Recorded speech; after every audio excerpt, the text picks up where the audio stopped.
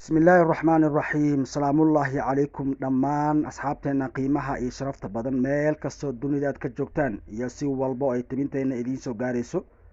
kuna soo dhawaada barnaamij gaar ah oo Bahweyn Media idinkugu talagashay barnaamijka gaarka ee Bahweyn Media oo aan ugu magac darnay isha wareysyada waxaa marti ku ah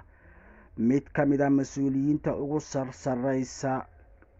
xoogaga kacdoonka gobolka Hiiraan oo lagu magacaabo Korneel Cabdullaahi Cali Sheekh Aadam loona yaqaano Korneel Yaaqshid ayaa barnaamijka isha wareysyada warbaahinta Bahweyn Media marti ku ah. Bahweyn Media ayaa wareysi dhinacyo badan taabanaya la yeelatay mas'uulkan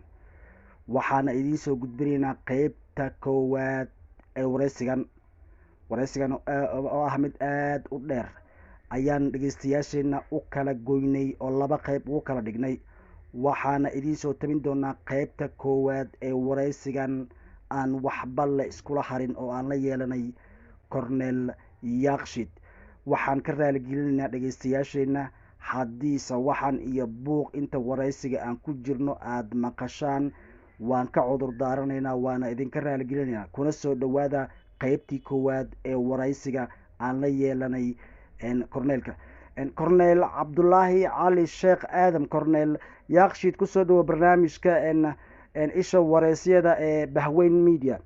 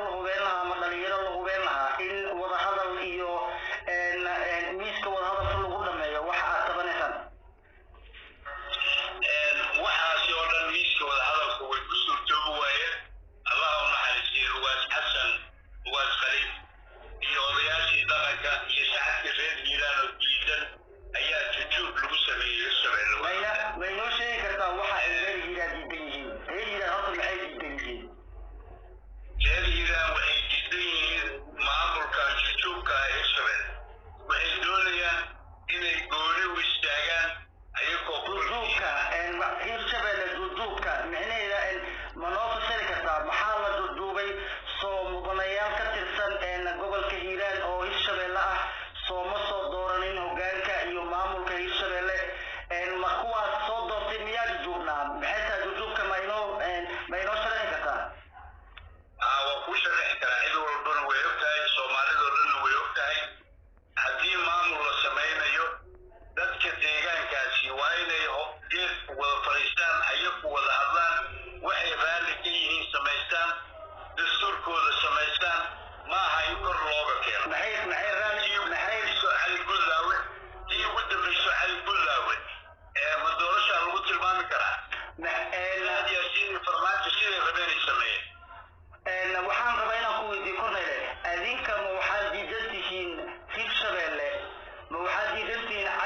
guudlaawe horta maxaa diidantiin hirsha reer hiiraan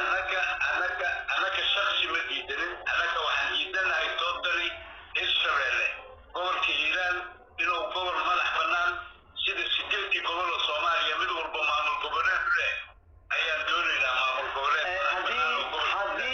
haddii aad soolamadii karo dhanka marka la fiiriyo adinka waxaad diidan tihiin ama kacdoonkiina uu yahay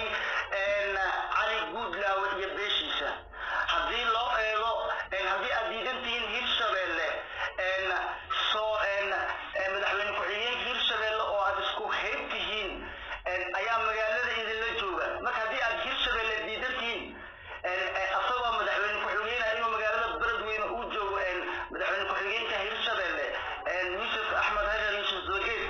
taasoo looma qaadan karo oo lama oran karo waxaad diidan tihiin beesha cali guudlaawe iyo cali guudlaawe ku dhisha beesha cali guudlaawe ma diidanin waa beel walaalahaya gobolka shabeellada dhexena waa wada dhisnaa mana diidanin laakiin waxaan diidanahay hirshabeelle iyo maamulkeedii liibaan iyo waxa jujuubka waxaan doonaynaa in hiiraan ay keligeed gooni u istaagto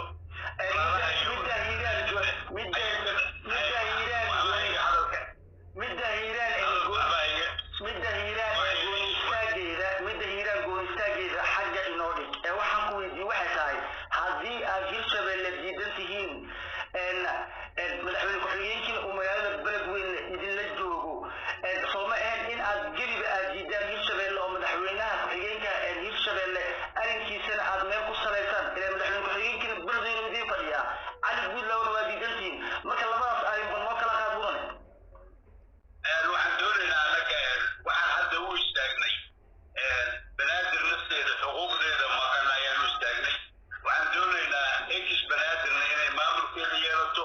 ex hiraanna maamulkeeda yeelato adinka banaadir aad xuquuq raadinaysaan banaadir miyaad xuquuq raadinaysaan anaga hiiraan banaadir nafteeda xuquuqdeeda inaan u raadinaynaan kutusayaa ma adinka ka mas-uula midaas xuquuqda banaadir inaad raadisaan iyo midda hiiraan ma adinka ka mas-uula tan hiiraan hadday soo baxdo tan banaadirna way soo baxaysaa waayo markay hiiraan keligeed gooni u godo waxay noqonaysaa banaadir isteeda inay soo baxday gooni u istaagto marka kacdoonkiina waa mid hiiraan ka ballaaran oo ilaa iyo banaadir ah annaka kacdoonkeenu waxa weeye markuu hiiraan ka tagana soomaali weyn wax ka qabdan inaan jeclaan doonayna maxaa hadda idiin qabsoomay muddo 9 bilood ku dhawaad ama 10 bilood ayaad ciidankaas ama wiilashaas aad howlka ku haysaan maxaa hadda idiin qabsoomay wax badanaa noo qabsoomay inta dhimanna hadda gulaaniskii maraysaa waxaan rajeynaynaa in ay si wanaagsan ay loogu dhamaato diwaanay intaas waxaan kusoo koobaynaa qaybtii koowaad ee wareysiga aan la yeelanay corneel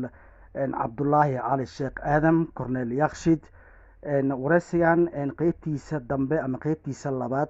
oo runtii ah wareysi kulul iyo arrimaha ciidanka ayaad ku dhegeysan doontaan barnaamijyadeena isha wareysyada ee Bahweyn Media. Sargaalkan oo ka mid ah kuwa ugu sarsareeya xoogaga kacdoonka gobolka Hiiraan ayaan wax ka weydiinay tirada ciidanka xoogaga kacdoonka iyo meesha ay dhaqaalaha ka helaan. sidoo kale wareysigeena soo socda ama qaybta labaad waxa aad ku dhageysan doontaan Yuusuf Axmed Hagar Yuusuf Dabageed waxa ay ayaga ku tilmaameen. runtii wareysiga qaybtiisa dambe oo aad u kulul ayaad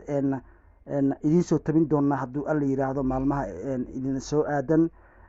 barnaamijka isha wareysiyada Bahweyn Media ayaan hadda wareysigaas qaybtiisa koowaad aad ka dhageysanaysaan waxaana qaaday anigoo ah Yaasiin. inta aan barnaamij mid lamada kulmi doonno waxaan idinkaga tegaynaa sidaas iyo nabadgelyo.